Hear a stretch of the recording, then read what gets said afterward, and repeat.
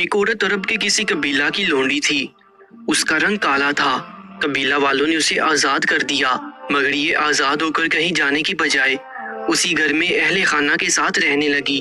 اس کے بعد ایک الزام اور بہتان کا سامنا کرنے کی وجہ سے اس لونڈی نے عرب قبیلہ اور اس علاقہ کو چھوڑا اور مدینہ منورہ میں جناب رسول کریم صلی اللہ علیہ وآلہ وسلم کی خدمت میں حاضر ہوئی اور اسلام قبول کر لیا۔ اس خاتون کے لیے اب مسجد نبوی میں ایک خیمہ لگا دیا گیا۔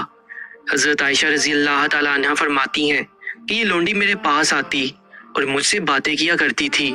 وہ جب بھی میرے پاس آتی تو یہ ضرور کہتی، ہمارے رب کے عجائب میں سے ہے کمر بند کا دن کہ وہ بن گیا میرے لیے کفر کے ملک سے نجات کا دن۔ حضرت عائشہ رضی اللہ تعالیٰ عنہا فرماتی ہیں کہ میں نے آخر ایک دن اس سے کہا، کیا بات ہے، جب بھی تم میرے پاس آ کر بیٹھتی ہو تو یہ جملہ ضرور کہتی ہو، اس کا پس منظر کیا ہے؟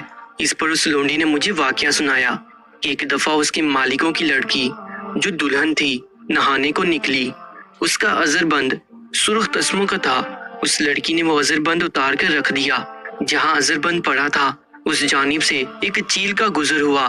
چیل نے اس عذر بند کو سرخ رنگ ہونے کی وجہ سے گوشت خیال کیا، لہٰذا اس پر جھپٹا مار کر لے گئی۔ بعد میں قبیلہ والوں نے اس عذر بند کو بہت تلاش کیا لیکن کہیں نہ پایا۔ آخرکار اس عذر بند کا الزام مجھ پر لگا دیا گیا اور میری تلاشی شروع کر دی، حتیٰ کہ خفیہ اعضاء کی بھی تلاشی لی۔ اللہ کی قسم میں ان لوگوں میں اسی حالت میں کھڑی تھی کہ وہیں چیل آئی اور اس نے وہی عذر بند اوپر سے گرایا اور ان لوگوں کے درمیان آ کر گرا۔ میں نے ان لوگوں سے کہا، یہی ہے نا وہ عذر بند جس کی تہمت تم لوگ مجھ پر لگا رہے تھے؟ میں اس الزام سے پاک ہوں اور دیکھ لو یہ وہی ہے، تمہارے سامنے ہے۔ حضرت ثابت رضی اللہ تعالیٰ عنہ کی روایت ہے کہ وہ لونڈی کہتی ہے کہ میں نے اللہ تعالیٰ سے دعا کی جو فوراً قبول ہوئی۔ اللہ اکبر۔ ایک عورت کافر قبیلہ میں رہتی تھی، مشرک علاقہ میں رہتی تھی، ہر جانب شرک کی آندیاں تھیں، کفر کے طوفان تھے، مگر اس کالی لونڈی کا سینہ اندر سے کس قدر سرخ و سفید اور روشن تھا کہ اس نے مشکلات میں گر کر پکارا تو صرف ایک اللہ کو پکارا۔ اس نے اپنی موحدانہ فطرت کو مسا نہیں ہونے دیا۔ حالانکہ اس وقت تو شرک کا چلن ایسا چل رہا تھا کہ مشرک مرد اور عورتیں کعبہ کا طواف کرتیں اور یہ تلبیہ پڑھتیں، ترجمہ، اللہ تیری جانب میں ہم حاضر ہیں، تیرا کوئی شریک نہیں ہے۔ حضرت عبداللہ بن عباس رضی اللہ تعالیٰ عنہ کہتے ہیں، اس پر اللہ کے رسول صلی اللہ علیہ وآلہ وسلم انہیں کہتے، تم پر افسوس، انہی الفاظ پر رک جاؤ، مگر وہ بلا کہاں رکنے والے تھے، وہ ساتھ ہی یہ الفاظ کہتے، مگر وہ بزرگ ہستی جو تیری ہی ہے، جس کا تو ہی مالک ہے، اور وہ بزرگ ہستی کسی چیز کی مالک نہیں۔ دوستو، شرک کے اس چلن اور ماحول میں جس کا ہم نے معمولی سا نقشہ کھینچا، اس کالی عورت نے خالص ایک اللہ کو پکارا۔ ذرا تصور کیجئے، سارا قبیلہ اس کے ارد گرد ہے، مرد ہیں، عورتیں ہیں، بچے ہیں، ہر کوئی اسے چور سمجھے ہوئے ہے۔ لامحالہ کوئی گالی دیتا ہوگا، کوئی تانا زنی کرتا ہوگا، حتیٰ کہ انہوں نے آخری حد تک جا کر اس کی تلاشی لے ڈالی، مگر اس کی جان ابھی چھوٹ نہ رہی تھی۔ ایسے مشکل حالات میں معاشرے کی ستم رسیدہ ظالم سماج کی دھتکاری ہوئی۔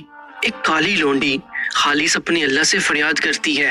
وہ پکارتی ہے تو صرف ایک رب کو، اپنے پیدا کرنے والے کو، باوجود اس کے کہ وہ بھی کافرہ تھی، لیکن اسلام کو تو اس نے دیکھا نہیں۔ لگتا ہے اس نے صرف نام سن رکھا تھا اور خالص توحید پیش کر کے پتھر کھانے والے محمد عربی صلی اللہ علیہ وآلہ وسلم کا نام سن رکھا تھا۔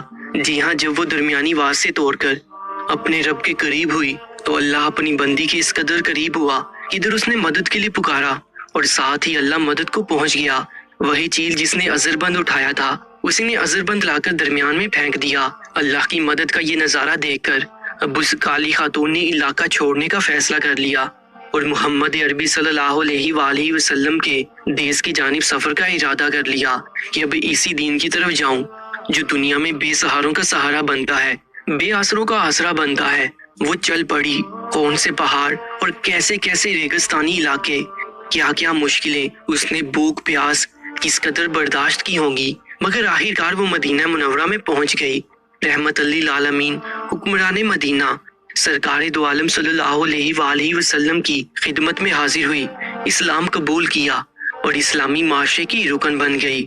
دوستو، دنیا میں کتنی ہی خوبصورت عورتیں ہیں، جوان ہیں، حسن کی رعنائیوں میں عالی شان ہے لیکن حیا بافتہ اور بدکار ہے، عقیدہ و ایمان سے خالی ہے، در در پہ جھک کر توحید کی نعمت مسلنے والی اور شرک کی چوکھٹوں پر ذلیل ہونے والی ہے۔ یہ جب قیامت کے دن روح سیاہ ہوں گی تب وہ ہے ہمیشہ کا کالا پن، وہ روح سیاہی ہے، ذلیل ترین روح سیاہی۔ یہ دنیا میں بڑی حسین ہے اور بیوٹی پارلروں پر جا کر اپنا حسن مزید دوبالا کرتی ہے، لیکن قیامت کے دن ان کے بوتھوں کی کالک انہیں کالی چڑیر بنائے ہوئے ہوگی۔